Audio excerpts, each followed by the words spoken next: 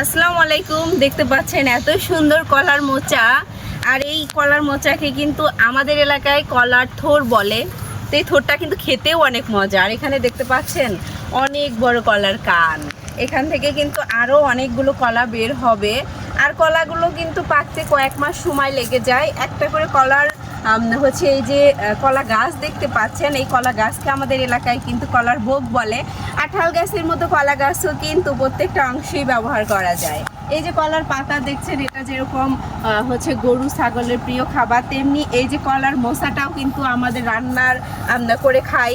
আর এটা কিন্তু রক্ত স্বল্পতার খুবই ভালো কাজ দেয়। আর এই যে কলা রান্না করে খাওয়া থেকে শুরু করে কলার হচ্ছে এমনিতেই তো আমরা কলা খাই, যাই হোক তারপরে যে এই যে কলা গাছের ভিতর থেকে যে কান্দালটা বের হবে না, ওই কান্দালটা আমাদের এলাকায় যেহেতু কান্দাল বলে, এই কলা গাছের ভিতরে থেকে যেটা বের হয় ওটাও কিন্তু আমাদের শরীরে আয়রনের ঘাটতি দূর করে। তো ওইটাও কিন্তু আমরা রান্না করে তরকারি হিসেবে খাই।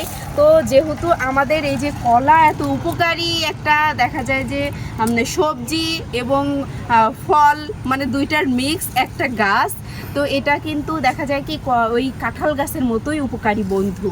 তো আসলে জাতীয় ফল যেরকম কাঁঠাল হয়েছে, কলাও কিন্তু আমাদের কম যায় না। তো আশা করি আমার ভিডিওটা সবার ভালো লেগেছে। ভালো লাগলে অবশ্যই শেয়ার করে দিবেন। সবাই ভালো থাকবেন, সুস্থ থাকবেন। দেখা হচ্ছে নেক্সট কোনো ভিডিওতে। আল্লাহ হাফেজ।